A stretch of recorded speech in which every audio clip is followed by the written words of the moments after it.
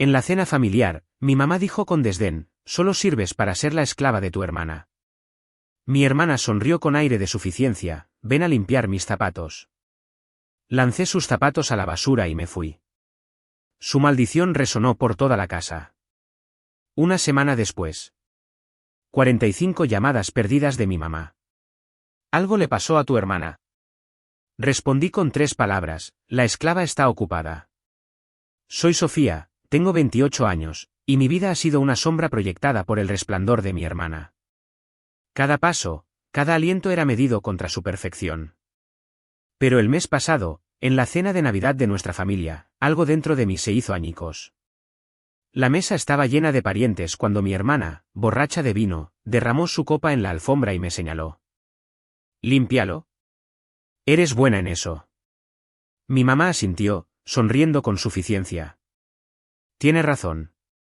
Siempre has sido su pequeña ayudante. Mi tía se rió, animándola. Mi papá permaneció en silencio, como lo había hecho durante 28 años. Entonces mi hermana se quitó su elegante tacón de suela roja y me lo lanzó. «Limpia esto también». Agarré ese zapato, la miré fijamente a los ojos y se lo arrojé hacia la cara antes de dejarlo caer en la basura. «Límpialo tú misma», dije, con voz firme. Se acabaron 28 años como la esclava de esta familia. Salí de allí, con un silencio atónito siguiéndome. Una semana después, 45 llamadas perdidas de mi mamá, suplicando sobre algo malo que le pasa a tu hermana. Le respondí con un mensaje de 3 palabras, la esclava está ocupada. Si fueras tú, ¿les harías pagar o les darías la oportunidad de enmendar las cosas? Comenta abajo y debatamos. Esa rabia había estado latente desde mis primeros recuerdos. Crecí en Nezahualcóyotl, en el Estado de México. Nuestro hogar era una modesta casa de ladrillo donde la sala de estar servía como vitrina para los logros de mi hermana. Fotos de ella dominaban las paredes, su carta de aceptación de la UNAM enmarcada en oro, premios de la Facultad de Derecho pulidos semanalmente, su birrete de graduación lanzado al aire en celebración. Mi única foto escolar estaba relegada a un rincón oscuro detrás de una pila de sus certificados. Mi madre, Patricia, construyó su mundo en torno a ser la defensora de mi hermana, una exsecretaria que vertió sus sueños incumplidos en su hija mayor. Decía cosas como, mira a tu hermana. Tan hermosa, tan inteligente, tan exitosa. Deberías intentar ser más como ella. Mi padre, Gregorio, trabajaba largas horas como mecánico y llegaba a casa agotado. Nunca cuestionó la obvia preferencia, ofreciendo solo ocasionales asentimientos silenciosos cuando le mostraba algo que yo había hecho. Su silencio se sentía como un acuerdo, dejándome navegar sola por el desequilibrio. El patrón comenzó temprano. A los 8 años, traje a casa una cinta de primer lugar de la competencia de matemáticas de la escuela. Mi maestra había elogiado mis rápidos cálculos, pero cuando se la mostré a mi madre, la miró brevemente y la dejó a un lado. «Qué bien, Sofía. Ahora ve a ayudar a tu hermana con su tarea. Tiene un examen importante mañana». En lugar de celebración, mi logro se convirtió en una nota al pie de sus necesidades. A partir de entonces, mi rutina diaria giraba en torno al servicio.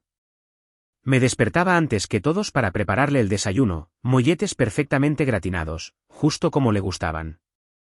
Empacaba su almuerzo con notas que escribía para hacerla sonreír, luego limpiaba su habitación mientras ella se preparaba para la escuela. Se presentaba como mi responsabilidad. Eres la hermana menor, explicaba mi madre. Es tu trabajo apoyarla. Así es como funcionan las familias. Aprendí a anticipar sus deseos sin que me lo pidieran, convirtiendo la invisibilidad en supervivencia. Mientras tanto, mi hermana disfrutaba de todas las ventajas. Tenía sesiones de tutoría privada 3 veces por semana para mantener sus calificaciones perfectas, clases de piano que llenaban la casa con una música a la que no se me permitía unirme y ropa de marca comprada en viajes de compras a los que yo la acompañaba, cargando bolsas mientras ella se probaba atuendos. A los 16 años, recibió un coche nuevo para su cumpleaños, rojo brillante con todas las prestaciones. Yo usaba su ropa de segunda mano, descolorida y demasiado grande, y comencé a trabajar a tiempo parcial en una taquería local desde los 14 años para comprar mis propios útiles escolares. Caminaba 3 kilómetros hasta la escuela bajo la lluvia porque el coche era para sus actividades. Nadie cuestionaba esta división. Simplemente así eran las cosas. Las cenas familiares se convirtieron en recordatorios regulares de mi lugar. Los parientes se reunían alrededor de la mesa y la conversación inevitablemente se centraba en sus últimos triunfos. Tías y tíos preguntaban por sus notas, sus amigos, sus planes de futuro. Si mencionaba algo como una buena calificación en un examen o un proyecto que había completado, el tema volvía rápidamente a ella. Eso es maravilloso, pero ¿oíste que tu hermana fue seleccionada para el equipo de debate? Intervenía mi madre, con los ojos iluminándose solo por esas historias. Mis contribuciones eran desestimadas o reformuladas como beneficios de su ejemplo. Cuando construí un simple rastreador de presupuesto para una tarea de clase que mostraba cómo administrar el dinero de la asignación, se atribuyó a que aprendía de la disciplina de tu hermana. No importaba que lo hubiera creado sola, tarde en la noche, después de terminar mis quehaceres. El peso emocional se acumuló en silencio. Los maestros en la escuela me conocían solo como su hermana, esperando que igualara su carisma pero desvaneciéndose cuando no lo hacía. Me convertí en la confiable, la chica que ayudaba con los proyectos grupales pero nunca los lideraba.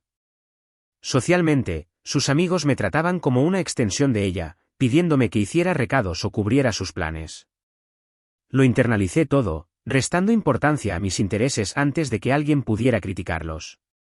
Leer libros sobre inversiones y economía se convirtió en mi escape privado, escondidos debajo de mi cama, lejos de los juicios.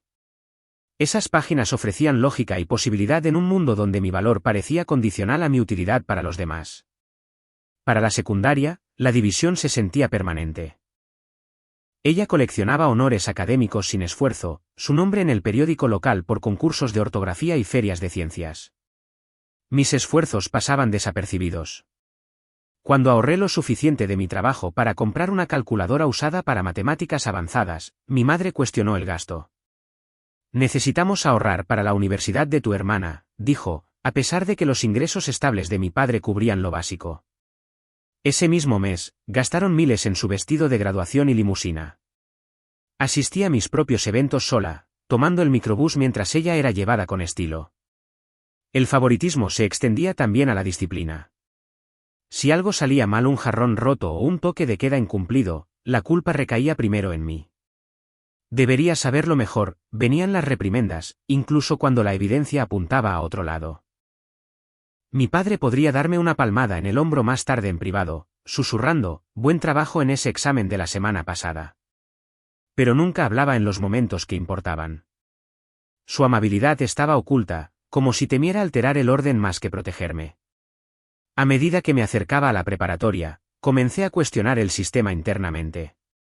¿Por qué su camino recibía todos los recursos mientras el mío obtenía las sobras? Me dediqué a los estudios, obteniendo buenas calificaciones en clases de matemáticas y economía que me fascinaban.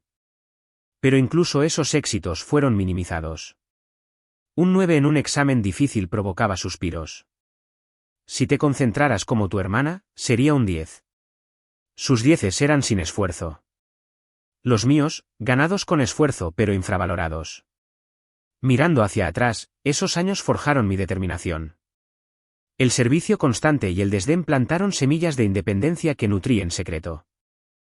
Mientras la casa celebraba cada uno de sus hitos, yo construía mis propios cimientos, un cálculo, un peso ahorrado a la vez.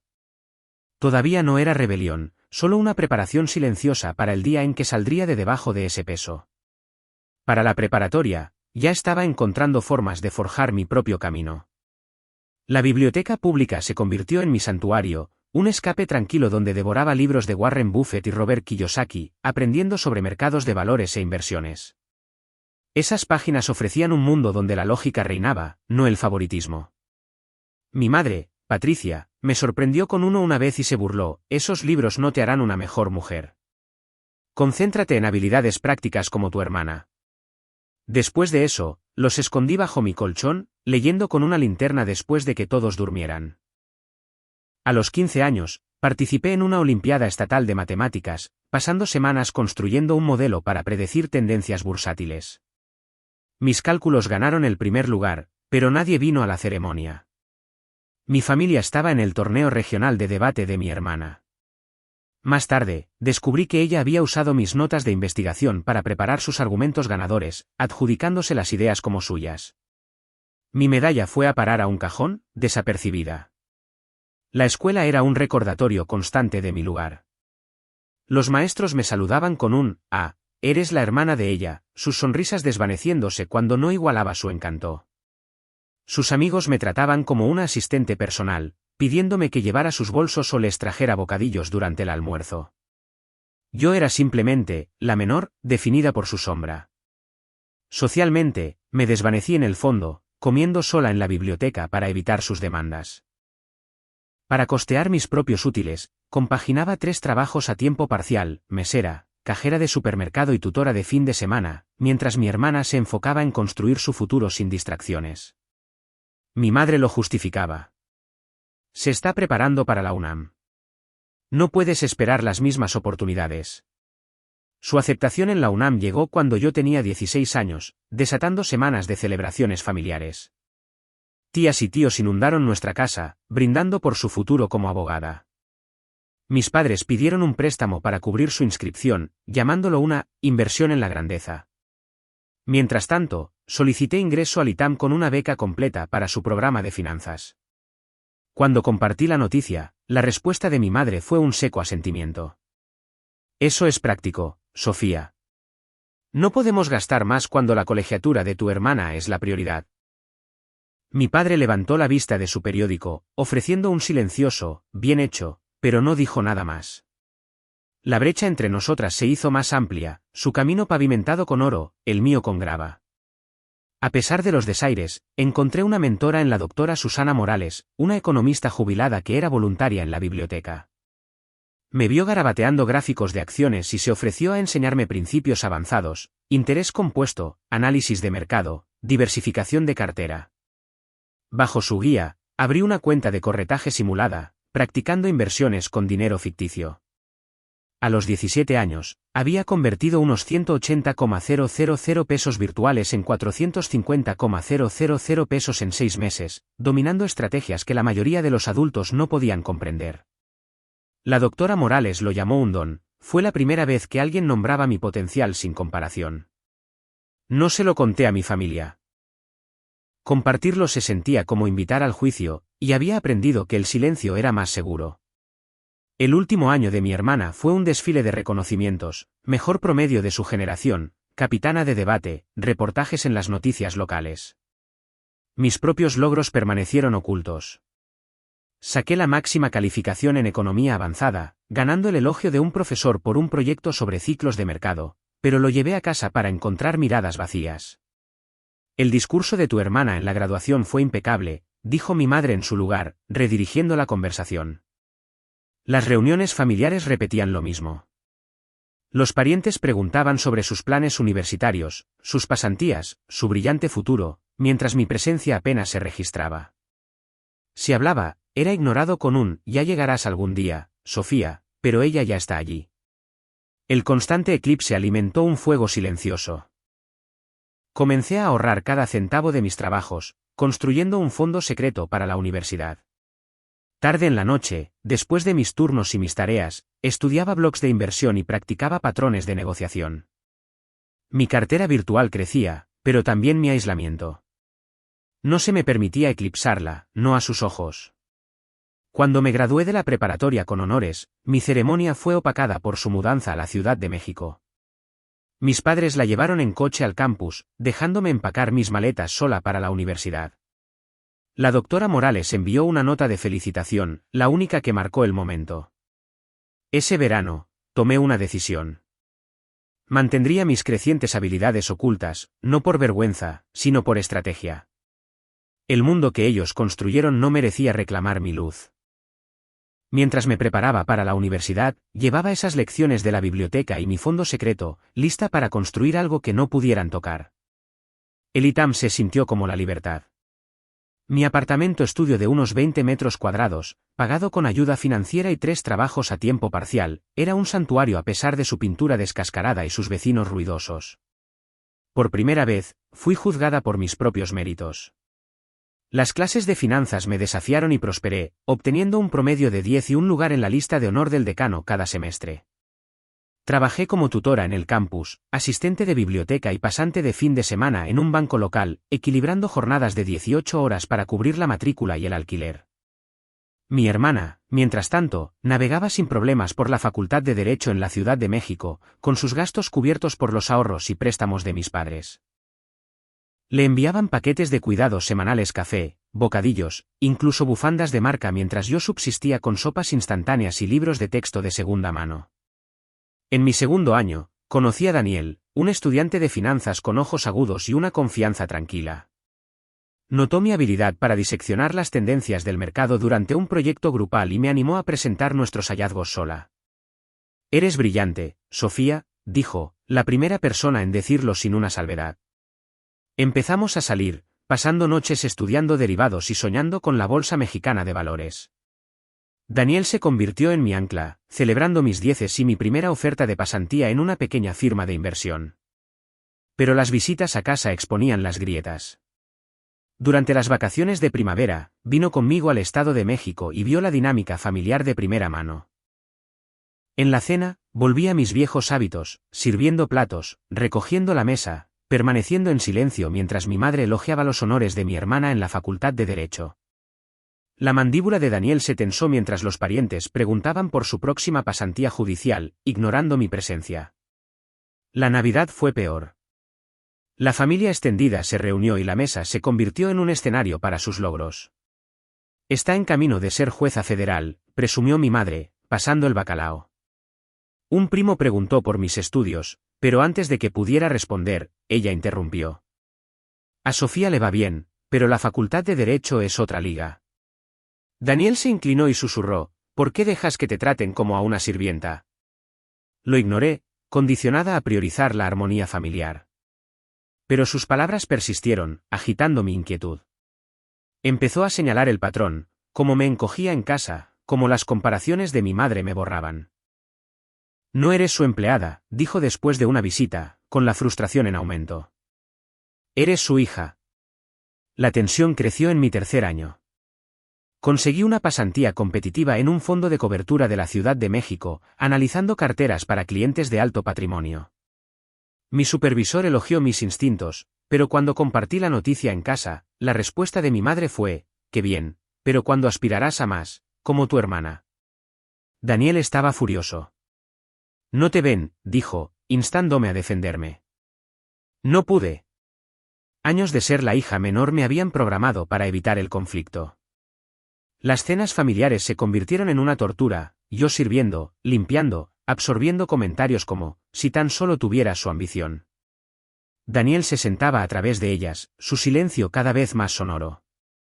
Para mi último año, estaba destacando, nombrada la mejor estudiante de finanzas e invitada a presentar en una conferencia regional. Les envié una invitación a mis padres, esperando que vinieran. No lo hicieron. Estaban en la Ciudad de México para su competencia de tribunal simulado. Daniel asistió en su lugar, aplaudiendo más fuerte que nadie cuando terminé, pero la brecha entre mi vida universitaria y mi vida familiar se amplió. Empezó a presionar más. «Estás dejando que te definan», dijo una noche, con voz afilada. «Establece límites o te perderás a ti misma». Le respondí. «Son mi familia. No puedo simplemente abandonarlos». La tensión se acumuló, nuestras citas convirtiéndose en debates sobre mi incapacidad para defenderme. Me sentía dividida, el amor por él chocando con el deber arraigado hacia mi familia. Llegó la graduación y subí al escenario con honores.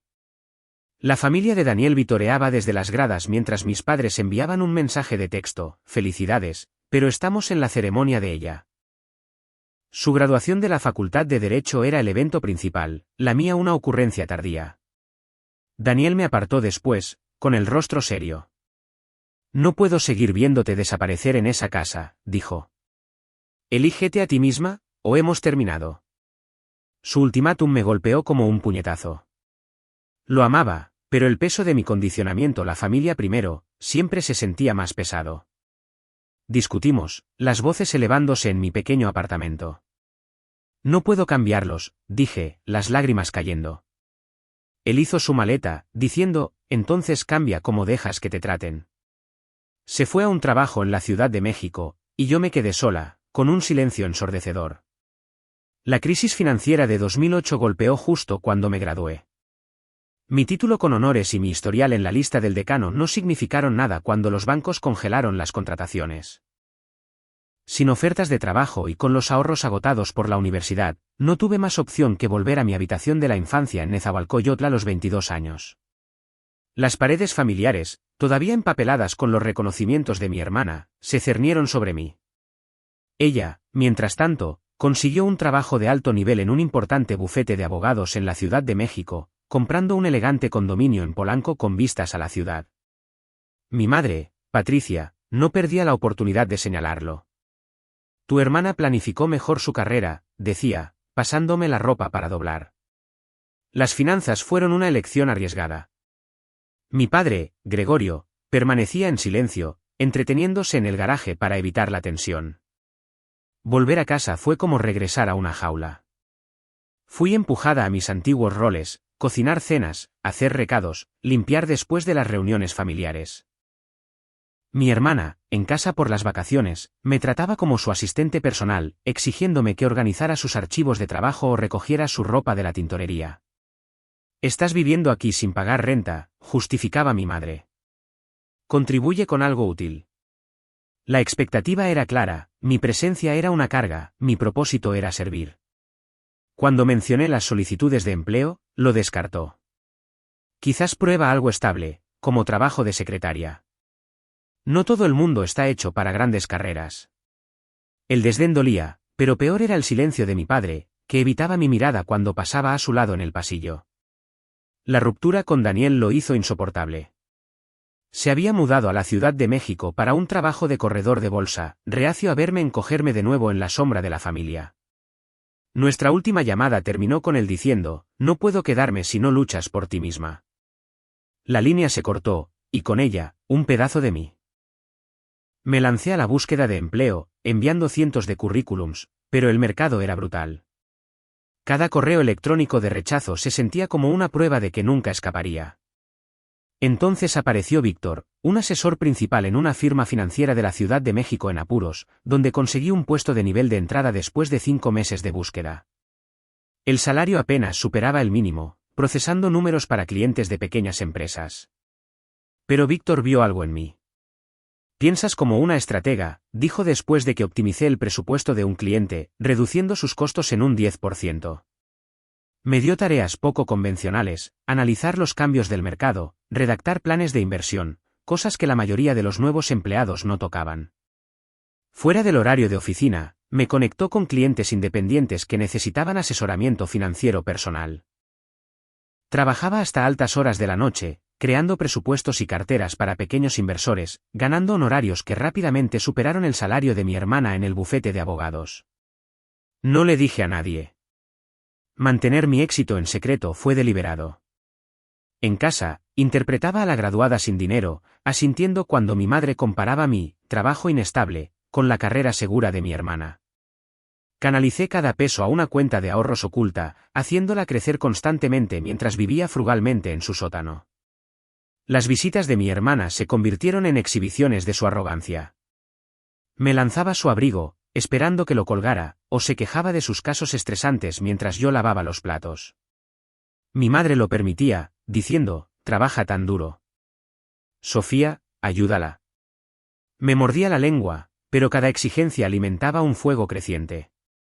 La salud de mi padre añadió presión.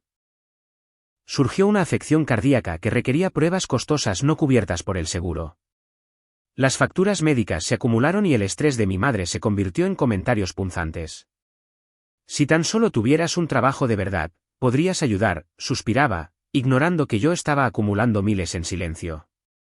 Víctor me impulsó aún más, enseñándome estrategias de inversión avanzadas, cobertura, negociación de opciones que multiplicaron mis ingresos como trabajadora independiente.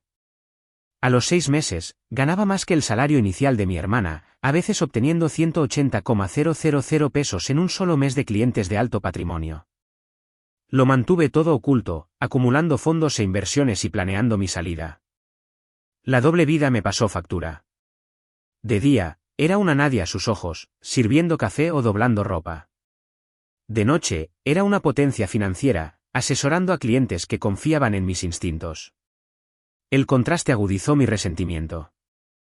Cada tarea, cada comparación, avivaba una rabia silenciosa. Aún no estaba lista para liberarme, pero estaba construyendo un imperio que no podían ver, uno que pronto pondría su mundo patas arriba. 3 años después de volver a casa, una firma de inversión de Monterrey lo cambió todo. Me buscaron para un puesto de analista principal, ofreciendo 3.2 millones de pesos anuales más bonificaciones. Acepté, hice las maletas y dejé el Estado de México sin contarle a mi familia toda la verdad. Para ellos, todavía estaba luchando en un trabajo financiero inestable.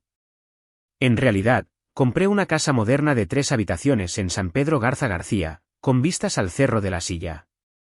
Mi cartera de inversiones personal alcanzó los 9 millones de pesos a los 26 años.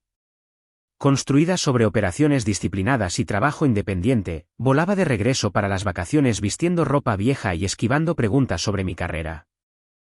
Todavía estoy viendo qué hago, murmuraba, dejándoles suponer que apenas me mantenía a flote. Mientras tanto, la vida perfecta de mi hermana comenzó a resquebrajarse. Su matrimonio con un abogado corporativo se deshizo cuando él descubrió sus deudas secretas de tarjetas de crédito, cientos de miles gastados en bolsos de diseñador y viajes de lujo. Una demanda por negligencia profesional golpeó su bufete de abogados, acusándola de malversar fondos de clientes. Los honorarios legales se acumularon y los pagos de su condominio se volvieron inmanejables. Durante una rara llamada telefónica, insinuó pedir dinero prestado a nuestros padres, con la voz tensa. Mi madre, Patricia, todavía se jactaba de ella ante los vecinos, sin saber del desastre. Guardé silencio, mi éxito era un escudo que no estaba lista para mostrar. En Monterrey, conocí a Rodrigo, un emprendedor tecnológico que dirigía una empresa emergente centrada en energía sostenible. Nos conectamos en una conferencia de finanzas donde hablé sobre tendencias del mercado. Admiró mi claridad, haciendo preguntas agudas que se convirtieron en un café, luego en una cena. A diferencia de Daniel, Rodrigo no conocía el bagaje de mi familia y me vio por quien era, una estratega, no una sirvienta.